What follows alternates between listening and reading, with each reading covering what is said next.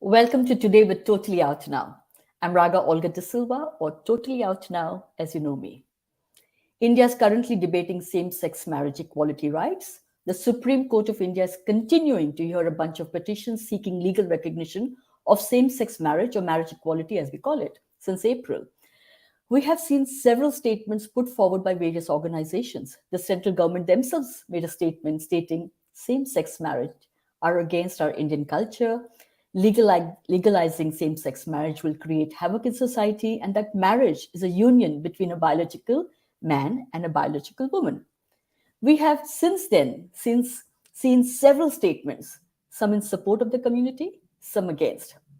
Amongst all these statements, what stood out for me is a letter written by Sweekar, the Rainbow Parents, addressed to the Chief Justice of India, Justice Chandrachud. It was a simple yet powerful letter of plea from the parents to appeal to the Supreme Court to legalize such marriages. Today we have with us the co-founder of Sweekar, the Rainbow Parents, Aruna Desai. Aruna, welcome. Thank you. Aruna has so lovely to have you on our show, and with her is her son Abhishek Desai. Abhishek, hi, welcome so nice to. be here. Thank you so much. Welcome. You're so cool. I love your glasses. Thank you. And we have joining us Ashish Garg, the CEO and founder of Discover Tomorrow. Ashish, welcome. I know you're jet lagged and you have made provision to attend the show and be on the show. What, 6 a.m. in the morning there for you? Yes, it's 6:30. Wow. Yeah. Thank you very much. At 6:30, I think I'm in a completely different world. But so I'm really, first of all, thank you for joining in. Thank you for giving this time to us. I believe all the efforts that we're putting in together collectively is bringing in change. But what is most important is the change that Sweekar, the Rainbow Parents, and parents are bringing into India. Aruna, I'm going to start with you. You know, Aruna, we are your fans. I've been a fan of you for a long time for many, many reasons. One, that you are a wonderful woman, and that I love the quote that you once shared. I love it, and it stayed with me. You said, I'm a mother first, then a mother of a gay child. To me, that's a very powerful statement. So tell us about your journey. Tell us about Sweekar, and we just share in brief about Sweekar. Yeah. So as you all know about my Abhishek coming out and that story. So since then, I realized that, when more children started reaching out, parents started reaching out, and we realized that, not all the parents accept their children the way they are. And it's been like a amazing journey, of talking to parents, various parents, they have so many questions and all, So we were, doing this. Many children reached out to us, by now to thousands, more than 1,000, like we have spoken to parents, and we have bridged that gap between children and parents. So then we thought that we were doing it separately, like I am doing from one side, and then other parents, these children were reaching out separately to us. 2-3 parents were there, and then we thought, let us come together, and we parents, we used to meet during the like either pride parades or the acceptance meets and parents meets, we used to meet there, and then we used to discuss. So we thought, like, let us come together and have something like, kind of a group. So we had actually started a small WhatsApp group. That was not Sweekar, we were 4-5 parents were there, and we were like, then we started discussing. And then came in 2016, Sridhar reached out, and then we started. He said that let us have, this kind of group is not there. So let us have a parent support group where, when children come out, parents go into shell and they need support, from there, their journey starts, and they need help. It's not that always that, parents do not want to accept or do not want to support their children. They want to actually, but they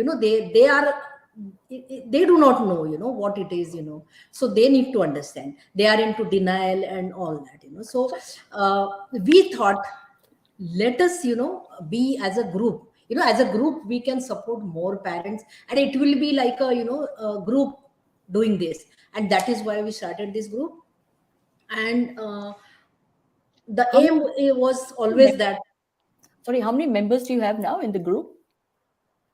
We have now 400 plus, and from the time we have written this open letter, just 2 days after that, in a day 10 parents filled the form, and since this now 15 days, we got about 17 parents joined, and all of them, most of them said that, they saw our letter on Twitter or on social media and all, and that is why they came to know about Sweekar, and then they joined this Sweekar. Fabulous. Aruna, I don't know whether you're aware how powerful this is, how important this is. I mean, really, it is something that I have missed out in my own life. And now, as a parent, I have to go through this, and I wait.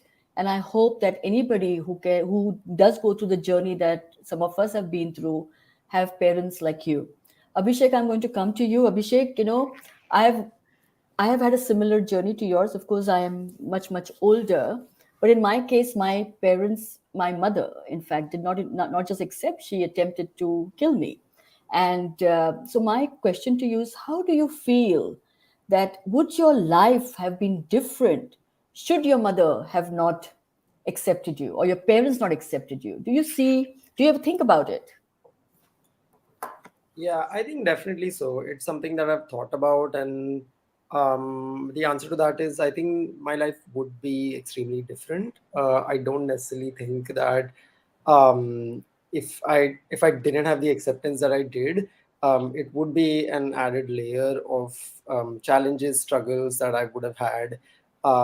Just generally to be, because my mom and I have been very very close since a young age, and even when as I knew I wanted to come out, it's not like there weren't apprehensions that would she accept or not, because this is something, I mean, regardless of how close the parent child relationship is, I think when you throw in the question of sexuality, it can change the dynamic a complete 180. So even for me, these were apprehensions that I had in my head, that I mean, I knew maybe she wouldn't throw me out of the house, but it could completely alter our relationship. And if that had happened, I don't I think tangibly and intangibly it would have affected many things. And intangibly, in terms of just confidence one has, I came out when I was 17, so I think my teenage years and then going into my 20s, I feel like that would have definitely hampered um, um, uh, just a confidence that I had as a young person, with a supportive parent beside me. And I think in other ways, it would have constantly been this baggage or a question that um, uh, that I probably don't want to go back home. If I'm having that kind of friction at home, it would not be a space which I would see as healthy. And unfortunately, that actually is the case for most young people when they come out in India. That one has to then go out and find love, support, and acceptance within the community and find chosen families. And that's where a lot of young queer people find the love and support that they want. So, yeah, I think life definitely would have been very, very different. How fabulous. I think to parents or people watching this, just remember this. Just remember when somebody comes up to you and shares their story or their fears for themselves, and we all have those fears, how you respond to that fear and what happens with that person through their lives is Abhishek is a very good example of that. And Abhishek, I must say that your mother very regularly talks about you quite a bit, of course, but she say my Abhishek is doing so well, he's so successful. Success, of course, is most of it is the credit to you, Abhishek, but a lot of it is a credit to Aruna and your father as well, because I'm fascinated by this. I have viewed your life from the outside. I'm fascinated, and I think to myself, all the people who say, but I did not have representation, and that is why I did not know, or I had no access to information, and therefore I did not, therefore my reaction was the way it was. Aruna is an example. Aruna comes from the same society we come from. So Aruna accepted without the education and the awareness. So what's the problem? So we just have to be open. And I understand why some people are not. And Ashish, on that note, I'm coming to you. I've read so much about you, seen so much of your interviews. I know you're an ally, and I know that you're part of the Sweekar community. But tell me, what made you an ally, and to this level? Thanks, Raga. I think, first of all, we are all really, really inspired by the Aruna Desai. I mean, I think that would just be the right way to call her now, because she's no longer Aruna Desai, she's the Aruna Desai. And what she has achieved for India and for Indian parents and for Indian LGBTQIA plus community is really, really phenomenal. And in many ways, I feel that mothers feel very strongly when the child first comes out to them, and they're looking for validation from their husbands and from their larger family, from their extended family. But deep inside, the mother always knows that if I stand by my child, then the rest of the things will fall into place. But it is that standing by your child which is really, really difficult, given that we come from a really traditional, really, different kind of a society. But having said that, I think I went through my own grind. My son came out to me, he told me that he was gay, and we did not, my immediate reaction was that he's my son, and that was also the reaction of my husband. We did not feel anything wrong about that. But as I have been saying over and over again, is that there are phases of acceptance. Every parent goes through different phases of acceptance. For some, it might be a violent start, it might be complete denial, rejection. For others, it might not be so much because they feel that, okay, we understand this whole concept and this happens. But still, true acceptance and full acceptance is really many, it comes in different phases.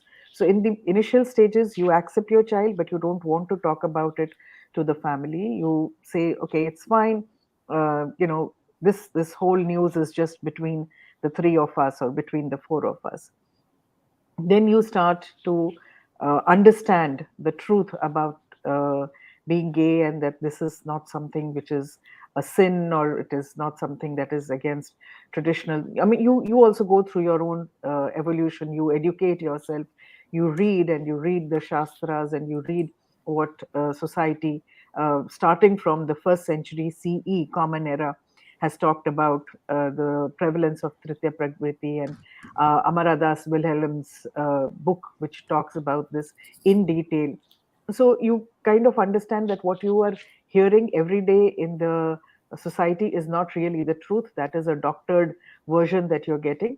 And the truth is what exists in your house. And then you start to talk about it to your own parents, to your own brothers and sisters. And then over a period of time, you say, okay, this is my son. I stand by my child. The rest of the family and the rest of the world can go take a walk. We don't care. And then from there, then you start to take a stand for every other child, every other family that is going through the same grind, because you don't want the tears, the sorrow, the mental harassment, the ostracization, the bullying, the suicide, the mental health issues that come with all of this in the life of another person, in the life of another family. Sure. And Thank that's you, it, Ashish. just Thank kind you. of, yeah. No, thank you for sharing. I think this is just almost like a dummy, for those who don't understand allyship. It's a Yeah. like was step by step. It's very difficult to accept at first because you don't understand. It's different, and then how you self-accept, because then there's a process involved. And I tell people who come to me and say that, oh, my parents are not accepting me, they are doing this. I say, give them time. You took time to accept it yourself. Give them time as well, and things change with time. And then we have Sweekar, the rainbow parents you can talk to, who will basically, there are case studies of people like us, right? Who have, and families who have come out the other side. Aruna, my question to you is, I've always seen Sweekar, the rainbow parents, with mothers around. And maybe it is my small little world where I see only mums around. And I know mother's love and mother's unconditional love is very important for the children. but what roles do fathers play? And do they play a role at Sweekar, the Rainbow Parents? No, we have many fathers in our group. It is like in my group, practically, if you see, even my husband is not there, but he's always there for all the events, and he's there all the time supporting whatever I'm doing. He will make it available. If I have a Zoom meeting, he'll make it available. If I'm going for event, so all that. So what I want to say, that all these parents who are there, mothers who are there in the group, their husbands are there with them. you know Rarely it will be like they are still, the maybe new members who have joined, and their husbands are still like, understanding and all. But there are so many accepting fathers are there in our group. When we started the group, that time we had 10 parents. The first meeting we had 10 parents. In that, two fathers were already there in that while forming the group. So So yes, we have so you have a fathers. mix Yes, of, yes, yeah, but for yes. some reason the visibility is also only around women and moms, which is great. I think we are fabulous PR people, Yeah, but you are right. Most of the events, most mothers have attended. That's why you are saying that. But yes, parents are, I mean, fathers are always there. Even Ashish's husband is always there in all the meetings, Delhi meetings, parents, we have a Sweekar meeting. He's always there. because it's interesting, Aruna, you say that, because as part of my conversations with people, when the community reaches out to me, most of them say that, oh, my mom is fine, she's so accepting, she doesn't understand, but she says, don't tell your father, he will have a heart attack, his blood pressure will go high, or he will not be able to show his face to our family, so just be gay with me, not with your father. So have Yeah, you yeah. had, yeah. So many mothers, when they talk to me, we talk about the world, how they will come out to society and all. Here it starts from, if the child comes out to mothers first, mother will have now how to tell their husbands. So it starts from there. So this is the question with so many parents who reached out to us also, huh? And then we help them, how to come out to their husbands, and then the family siblings and all, their other children and all that. I mean, we are helping in everything. We are helping children also how to come out to their parents also, Wow, excellent, excellent. because Abhishek. children reach out for everything, Yeah, Yes, sorry. yes, and no, sure, sure. And as Sweekar, the Rainbow Parents, because you have so much of visibility, it is important for people to know that they can reach out. They can, chosen families are also important. You are a chosen Yeah. family for many of us. Yes. Yes. Abhishek, what was interesting when Ashish was talking, she spoke about when not no acceptance happens. That's when people, there's bullying, there's a whole lot of things that happen around with our lives, right? Have you faced, although you come from a family that's very accepting, we still live in a society where the government themselves says it's against our culture. So have you faced stigmatization? Have you faced bullying in spite of being accepted? Yeah. Um, I think the answer that I kind of want to talk a little about, I think, what acceptance and how we maybe even understand it in the queer context also, right? And I think if we see sexuality as a spectrum and we talk about, I think, going beyond the binary, and I think that's the same when it comes to coming out as well as acceptance. That I think often we limit our understanding, I think, of coming out as well as acceptance to either you're out or you're not, or you're accepted or you're not. But I don't think that's necessarily the case with something as acceptance, right? That what you said rightly, that parents do take time, and similarly, like children do take time to come out. And I think when even if one might be necessarily out to their parents, I think it really varies also what their journey has been, because I think just as coming out is a difficult journey, I think acceptance is a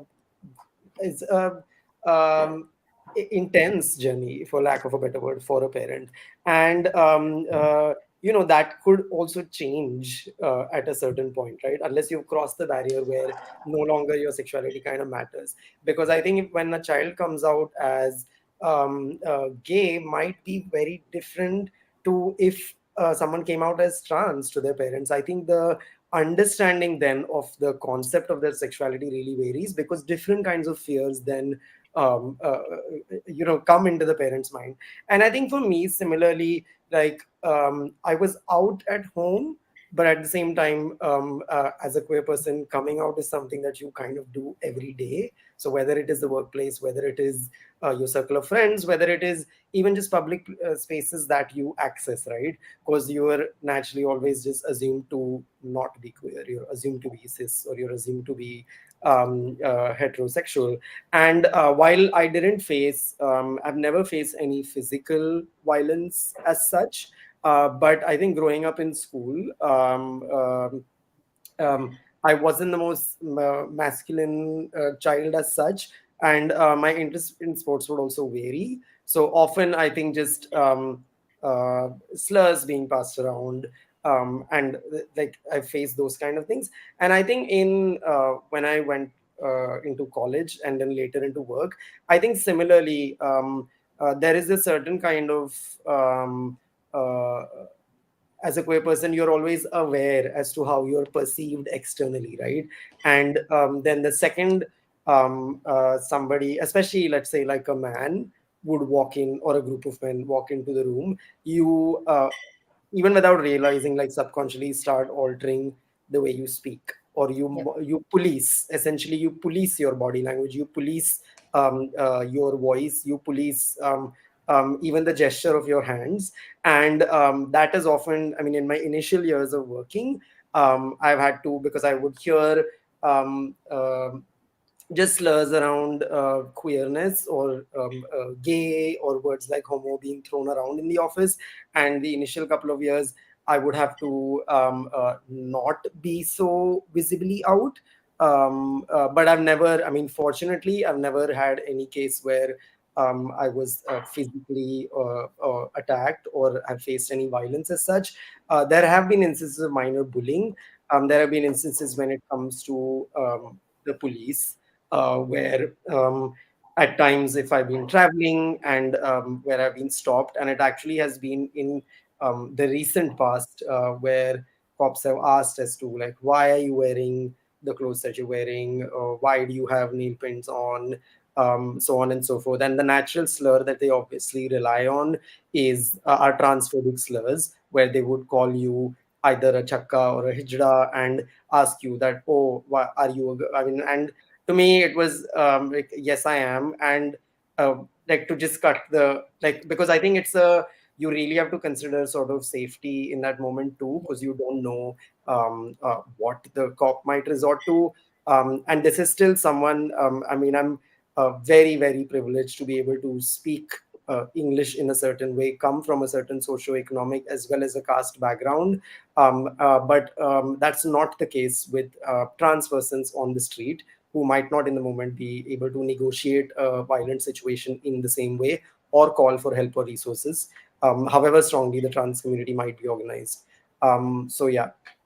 Abhishek, you've highlighted so many different elements of abuse, I'm going to say, that we go through, and we compromise. It is something that, like, when you say that you have to just negotiate that space and protect yourself, and that you express yourself in a certain manner to suit other people, not Yeah. yourself. I think that to me is an expression of where our society truly is at the moment. And but I, at the same time, I'm mindful, and I say this aloud all the time. I'm glad that we are able to have these conversations. I'm glad we have Sweekar, the Rainbow Parents. We have people like Aruna, Ashish. People are allies. Otherwise, this was not even a possibility. 18 years ago when I came out, or when I was outed. So Yeah. I'm glad, but it's a very, very tragic thing. And in fact, that is one of the reasons, Abhishek, I put in extra effort towards our trans siblings. I say, Hmm. because I keep saying I'm a lesbian, and like you said, acceptance levels are different. As a woman to come out, as a married woman with children to come out, is Yeah. even harder, because they always say Bharat Mata. I'm not I'm a Mata of the Bharat, yeah, from Bharat, but I'm not Bharat Mata. I do not want to carry the burden of India on my shoulders. I have enough burdens to carry. So these are very significant conversations to have. And Abhishek, thank you for sharing this so honestly, so beautifully. I'm going to make a snippet of this part, and because I think people need to understand that even someone successful, strong, fully accepted by his parents still has to navigate life in these very unsafe spaces sometimes. Can I add just Sure, one other sure. point? I also, I mean, um, uh, it's similar, I think, often then when it comes to policing and how you perform your gender, because gender is a performance, right? It's the same, I think, often within the community as well, and also just the binary ideas of because of course we understand what gay, lesbian, bisexual, trans, and so on and so forth is, but I think then I don't think often it is understood that sexuality is fluid and one could also change tomorrow, right? And I think in within the community as well, there are gendered expectations of how then you should perform your gayness or your transness and so on and so forth. And then if you don't, then it comes as often like a shock to even your closest of friends, right? And that's why often femphobia is something that we see within the community. And that interestingly links back to the parent conversation that you were having with fathers.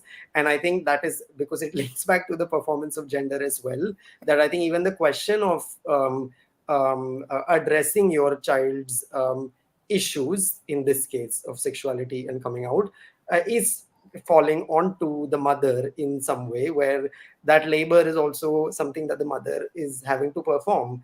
And regardless of how many fathers might be there to support, but I think it's very different as to what they might have to perform as allyship, having to show up to meetings and take on that, because I don't think it is only about coming out. It is the involvement in the child's life, so it could also have to do with things like education, health, or so on and so forth, and not necessarily only their sexuality, which burden often falls on mothers. Yeah, I agree. I agree. I think we do carry the burden, and often with a lot of pain, because it is not easy. It's a lot of challenges, right? And Ashish, and thank you, Abhishek. I think I could have a full session with you. Really, how interesting that you're saying what we feel, what we understand, what we hear about, and you're actually putting it into words. Ashish, I read something which really truly fascinated me. You said that future is not something that happens to us, it is Yeah. something we create. And tell me, do you see that together with what you're doing with Sweekar and on your own and people like Abhishek, myself, you think we're creating a future of acceptance? And I'm sorry, I'm using the word very loosely in this Yeah. term. Yeah. See, I think just to take off from where Abhishek left, and he said that, I come from a certain socio-economic background and I'm educated and I speak English, and, there is a way that I can transverse my path with the different homophobic elements in the society that he faces. But that is what we can actually, that's the future that we can choose to create. So the future is really in our hands.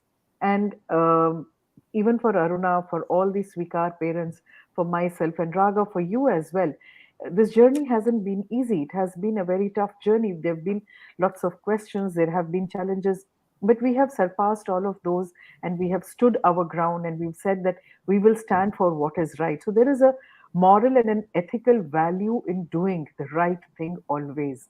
And that, I think, should take precedence. Too much the society is talking about, the current belief system, going with the flow. What is the current government stand? Governments will come and go. Their stand on a particular issue, on whether it is homosexuality at the moment, transgender acceptance at another time, it will change. The current situation that is there in the courts, and this whole transference of this dialogue outside of the Supreme Court's jurisdiction into the parliament, all of that. I don't care what's happening in the parliament. What for me, as a mother, for me, the primary reason for being is the happiness of my child. And I want to make sure that children like mine and others have a chance at a happy, fulfilled, fully protected life. What is so wrong about that? It is my fundamental right. So whether you are doing this debate in parliament or whether you're doing it outside the parliament, I really don't give a damn about it. All I want to make sure is that we elected you as the representative of our government. You are there to make sure that my rights are not encroached. You are not giving me these rights. These are my fundamental rights. I own these rights. and therefore any of my children from the community, they also own these rights. We're not asking for breadcrumbs. We're not saying, please give us this. You are not some my bap, my data, or Yeah. somebody jisse humko we have to take these rights. That is not the case. So this whole approach towards this whole thing has to change. We are not begging for crumbs. This is our right. We demand it, we shall take it. End of the story. No questions on that. Number one. Number two, how we deal with that is again something that is of our own choice. Like I said, there are phases of acceptance. Fair enough. We will go through those phases of acceptance, as does everybody else. Again, you get 5 kilometers outside of Delhi, 10 kilometers outside of the metro cities. The situation there is so horrific that you cannot even believe it. There is, even today, there are, lynching, there are conversion therapies, there is a whole, you know, there is so much of abuse that is happening in the name of conversion therapy, that children are maimed, children are, hurt, and you are expecting that after 20 years of suffering, ostracization, bullying, mental harassment, you will create a workplace ethos and you will say, everybody is welcome, and we are an open society, and we are happy to hire LGBTQIA people, and you believe, it really surprises me that you believe that after 20 years of rejection and 20 years of mental harassment, the child will walk into the workplace and suddenly metamorphose into a fully productive, constructive human being. How does that even work? Just absolutely true. This is something that I think is evolving, and I was very happy to see the teenagers sending out an open letters as allies of, of the LGBTQ community, and I'm saying that the new generation is actually voicing their thoughts openly. We didn't even know the word L word, the G word, the Q word. We Yeah. are now the new generation is starting their lives like that. So what are they? How are you going to answer their questions? The government, I ask, whoever it is who's responsible for holding back our rights. And I just this conversation reminds me, just 2 days ago I was hosting a panel here in London. There was a documentary that was being shown called Trans Kashmir. It was a fabulously heartwarming, heart-touching documentary. And during that conversation, we had two people on the panel who are legendary here in the UK, in London. They run a club called Club Kali, which is a clubbing place. But however, they, over the last 30 odd years, the two women who co-founded this, they have basically mentored our community, South Asian community as we call it here, bringing people together beyond music. These are people who live two lives. They live a life at home, which is acha beta, achi beti. Then they go outside, they change their clothes, they go clubbing, they are different people, and they use music and dance to break away from the aggression at home. And interestingly, I said to them, because I'm a intervener in the current marriage equality, so I said to them, I said, in India, we are fighting, parents also fighting for our rights. So you think that South Asian parents here in London, here in the UK, will embrace us? Should this be legalized? Will they embrace us? Guess what they said? Big, huge no, no way. So Abhishek, I'm going to come to you on that point.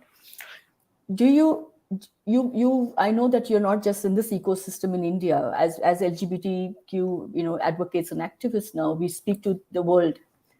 So do you think that the parents in India are more progressive than the parents who live abroad? Sorry, I'm not asking Arun and Ashish this, to Abhishek, because I have a reason, and then I'll come to you both. Could you repeat the question? If parents in India are more progressive than the parents who live abroad and hold on to the old traditions and fears that bind us? Yeah.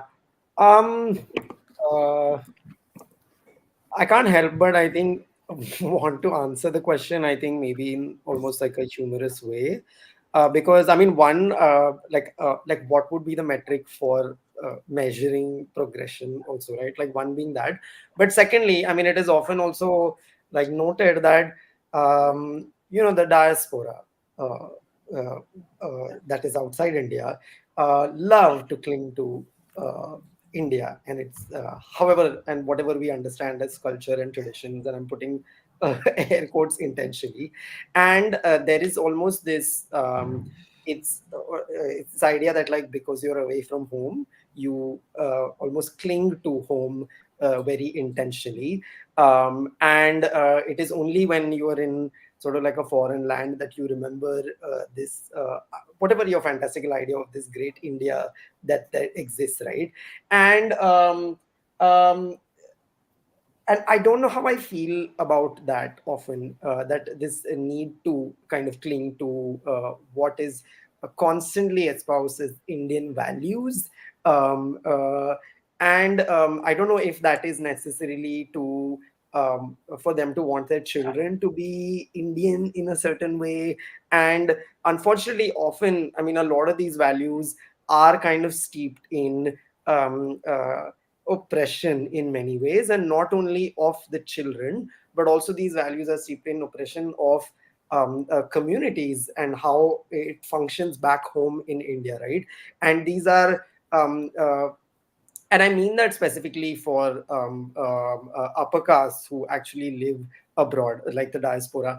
And often, I mean, these values are kind of steeped in very much upper caste values, which we understand over here, of, you know, of praying a certain way, of marrying only a certain kind of person, which would come from a certain kind of socio-economic caste class background, and they want their children to stick to that.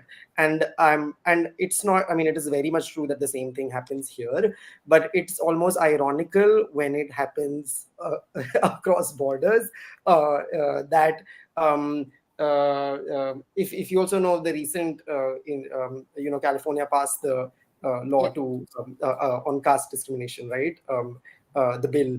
And the instances that we've seen at organizations like Google, where people have faced caste oppression even outside India.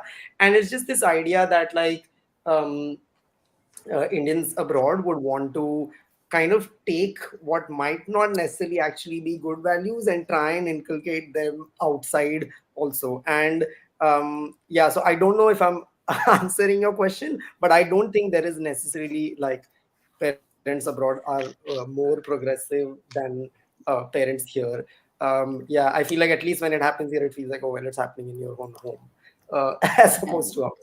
No, but Yeah. interesting. It was the other way around. I said, I feel, because I've lived here for over a decade, Right. I feel it's regressive here. The South Asian Yeah. parents here bring up the Right. children in the 1960s that they left India, and I say that India doesn't exist. I've never seen that India, so I don't know which Yeah. India you're holding on to.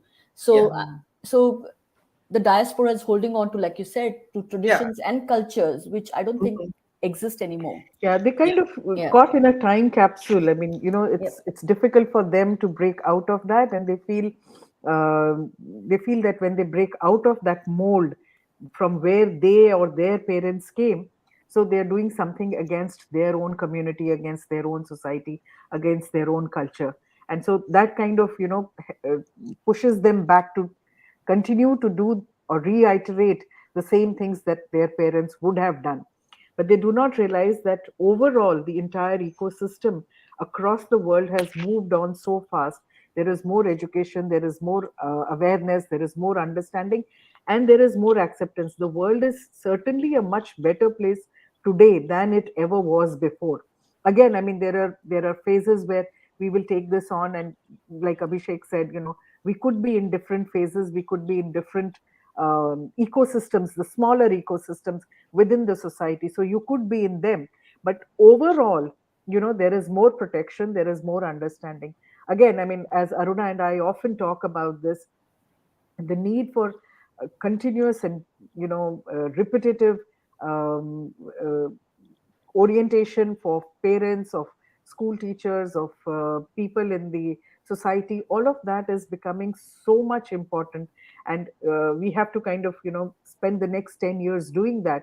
But that said, again, to take on what Abhishek said, within your own ecosystems you're actually being able to link up to a much better world collectively. If you look at it, it is a much safer world for our children than it ever was maybe 50, 60 years ago. Yeah, I agree with you. At the same time, I disagree because I think, like what you said, this ecosystem, because sometimes I tell myself this, oh, my world is safe, my world is inclusive, my world is caring, my world is accepting. And I just sometimes just allow myself to step out a little bit and I see a different world. So I think we have created a little safe community for ourselves and we live in that community. When you tread outside of it, and I'll tell you this from experience because of my activism here in the UK, I have people reaching out to me, forced marriages. You talked about conversion practices. There's honor killings, prevalence. This is, we're talking about in today's time in the UK, in London. So these are things that are happening, and these are the things that we need to eliminate from this world altogether, not eliminate us, the problem that is with the world. And that is why when the government says that, you know, we are creating havoc in society. Yes, we are creating havoc in society because we are trying to change the dysfunctional ways of our society into something which is more solid, more inclusive, more loving. You know, Aruna, I was going to ask you this question. I'm going to ask you as a parent to a parent. And do you think that India is ready to embrace, and if this are same sex, same marriage equality, same gender marriages legalized? I say that, I am ready. That means everybody has to be ready. Yesterday also, 2 days back, I was there on Republic TV. Rahul Ishwar was, he's always there everywhere, all the channels. I don't know why they call him, So he was talking about, about him.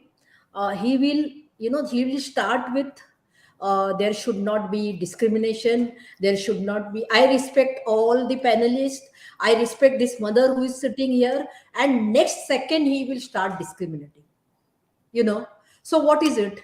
And so my question to him is that, do you know queer lives?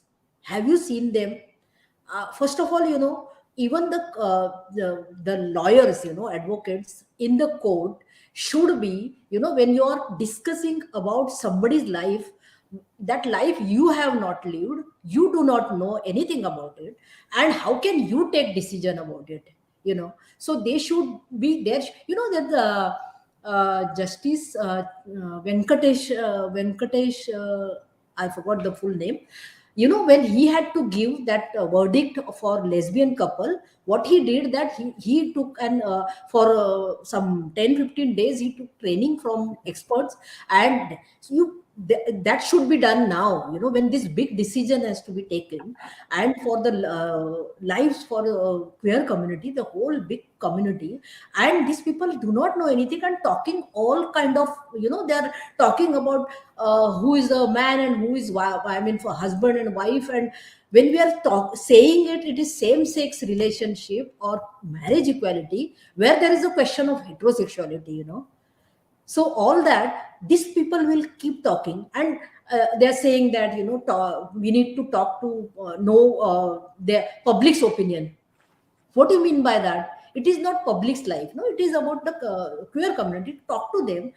I want to tell Rahul that, at least 1 month you live with a queer person and see them closely, and then we will, talk all this. What all, today also I was listening that, what Advocate Divedi said, that ultimately, egg and sperm come together, and then that becomes a, you get a child. When you are queer people do that, that means they are dependent on heterosexual union. What is all this? Yeah, these And why are conversations. we talking about, yeah, why are we talking about procreation all the time? We are not talking about all that. That comes next. We are talking about marriage equality, and that's all. So I am saying that, I feel that India is ready, because, like your earlier question, there's homophobia came from out, from Britishers brought homophobia. So Indians were always diverse people, but homophobia came from there. So maybe, this I mean Western countries, maybe they are liberated, they are progressive, but when it comes to homosexuality or trans, they are very. I have been there, for so many LGBT conferences. I have seen, like, how much they, they will oppose for the same sex relationships. I've seen that. I met so many parents there, and I mean, if there is acceptance, it is there everywhere. If it is not there, it is everywhere. It is not that, if you are from like urban elites that they were talking about, it is not like that. I agree with you, Aruna. I mean, I've been through a lot of these debates myself, and I live here. I travel overseas quite a bit, and it is no different. People are people. People ask me this: "Oh, how was your experience in living in New Zealand? How is it in UK? How is it in India? Which country was better? Which country was less homophobic?" I say, people are people. People will be as homophobic or not homophobic depending upon their own upbringing, their own choices they have made in life. It's got nothing to do with the country. Countries can have laws and policies, but can we understand those laws and policies, and then can we practice them? That is two different things. I just realized that we're 45 minutes into the conversation. Gosh, time just flies. But I want to talk about the letter very quickly with all three of you. I love the letter, Aruna. I know as soon as that letter was drafted, it was sent to me by Harish Iyer, and I told him it was an amazing thing to do. And then, Aruna, you sent it to me as well. This part of it, like what touched me, and I know the whole letter was beautifully, beautifully drafted. I love that you said we are growing old. Some of us will touch 80 soon. We hope that we get to see the legal stamp on the rainbow marriages of our children in our lifetime. I'm going to ask you, do you think it's going to happen in this lifetime? We never thought about even Section 377 will be scrapped down. I mean, it was all those things were happening, and so much fight was going on. If that happened, this will also happen. Now, that is where time will tell whether it will. Since I am alive, it will happen, or after I die. But it will definitely happen. Yes. Thank you. Ashish, what do you think?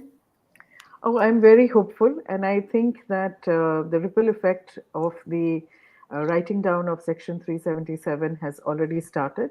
And in our drawing rooms, in our houses, we have full acceptance. We believe that these children are meant to be happy and to lead happy and fulfilled lives. And we are there standing by them, ensuring that nothing really comes in their way of their happiness.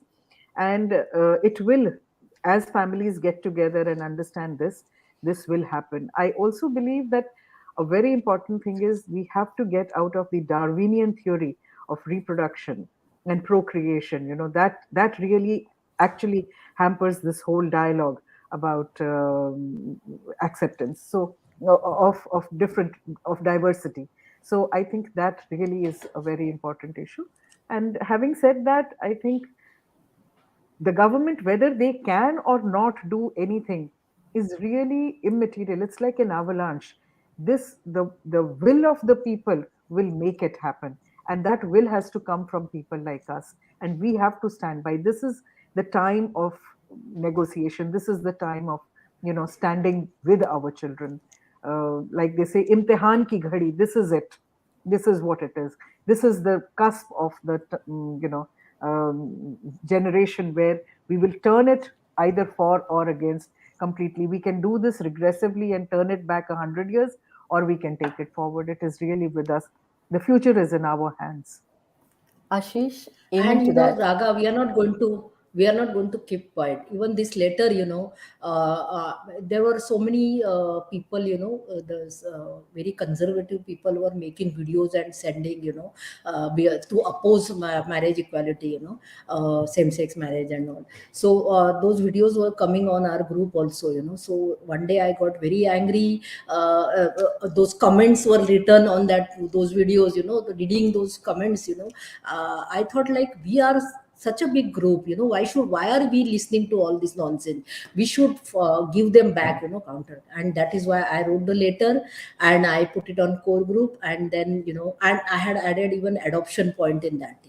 So then I mean, everybody on the core group said that let us not, I mean, adoption will come automatically, when there is marriage equality. And then the letter was edited by Harish, and then, we released that letter. Fabulous. One So step it at a was time. so, and that's what I want to say. Whatever happens today, tomorrow, actually, we are not going to keep quiet. We shouldn't. We We are not, need. We need. We and need the, this. the aim of the group was that only, that we are, I mean, we will give all the rights for our children, and then there is, this group is not required, Fabulous. that they should come, that It's not automatically, just about marriage, children, it is Raga. yeah, yeah, children, It's not just it about is about marriage. acceptance, It is about children, acceptance. I mean, they should yeah. have the freedom to live the life that they want. I mean, if they want to marry, yes, of course. If they want to divorce, yes, of course.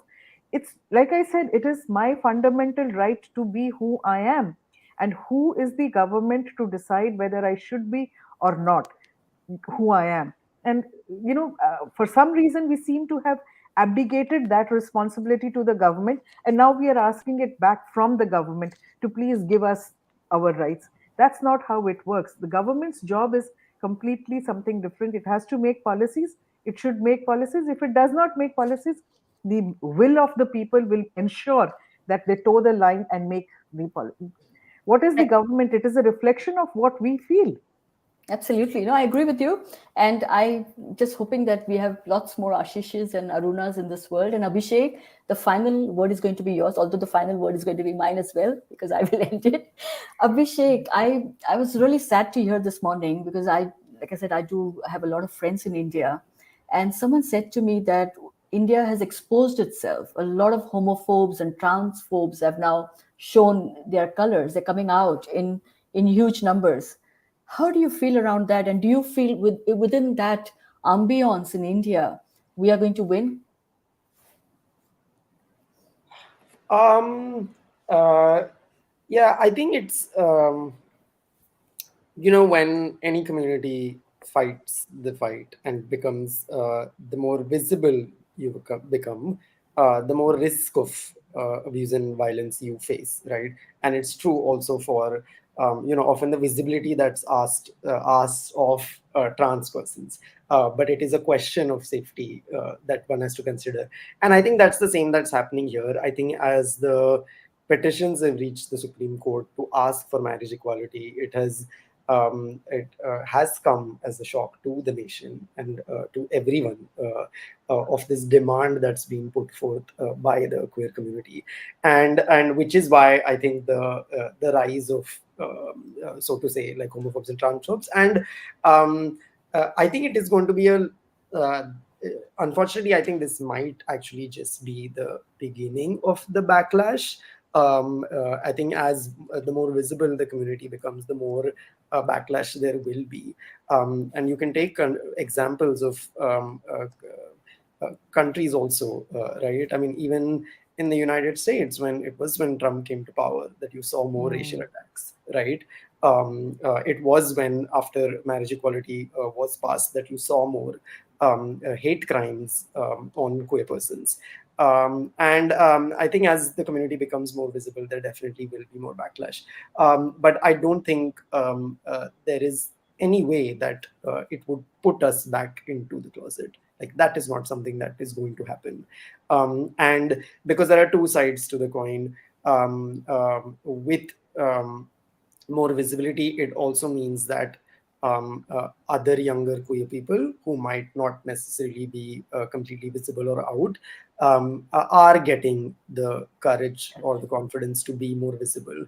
I think these are conversations that 10, 15 years ago were not happening at all. And even I mean, I came out in 2007 when I was 17. This is pre 377. And at the time, I mean, you would see maybe like a one odd article once in a while in the newspaper on, and that too, it probably was, I mean, covering pride or something of that sort. But I mean, now 13, 14 years down the line, we have movies, we have, I mean, good representation or not, but we still have movies that show queer love. We have more articles in the media. We have more conversations that are happening. And I think backlash is good in a way. It means that you are doing, you are pushing forward if you are getting a pushback. How we move from here would be something for us to think and strategize, which raises the question of education, which raises the question of comprehensive sexuality education, and that's where the crux is at, right? If we had comprehensive sexuality education from very, very young ages in schools, and I say this not only for children. Comprehensive sexuality education is something that is needed for parents as well, because I don't think everyone becomes a parent for the first time. Like literally no one knows how to go about it, and that is not something that is taught. So parents need that helping hand as well, around coming to terms with gender and sexuality. And so yeah, I'll stop there. It's, to me, it's all very positive. I look at life through a very positive lens, because like you said, 10-15 years ago, this would never have happened. Nobody would have got on Republic TV and said, you know what, marriage is a license to have sex. This is what someone said on Republic TV. I never watched that TV, that's why. And a lot of but conversations are happening, whether they're idiotic, they're moronic, or they're just plain something like you don't want to know. Conversations happening. We have got mainstreamed. I'm writing opinion pieces. I've been asked to write opinion pieces repeatedly by main newspapers in India, which never even bothered. I used to tell them I would like to write about being a mother to and raising 2 children with my same-sex partner. India is not ready. Sorry, let's not talk about it. India is now ready. And Abhishek and Aruna, Ashish, what a fantastic eye-opening conversation with you. Thank you for giving your time, and thank you for being so honest. That is the most wonderful thing. I felt like I went deep into your core, and I've talked to each one of your souls. So thank you. Thank you for being so beautiful, and keep a It was fight. wonderful talking to you as well, Raga. Thank you so much for having us on the show. Thank you. Thank you. Thank So you. just Thank you, before we Raga. end, thank you to the audience. Please, you know that you can subscribe to my YouTube channel and you'll be notified of these talks. You can also listen to many of these recorded conversations as well, which is all on my YouTube channel. Thank you. I need to thank some of the partners, just so bear with me. Lotus Visual, thank you for your support. Digital Partners, Digital Fix, thank you for your support. And our amazing community partners, the Gay Indian Network in the UK. Nicola, thank you for managing the backend, who's a producer of the Newsroom. And everybody else, thank you very much. If you wish to take part in our show or need to provide feedback, you know where to write, theviewsroom@gmail.com. And thank you very much again. And I wish you the most. And I will see you all in India and get legally married once again in India.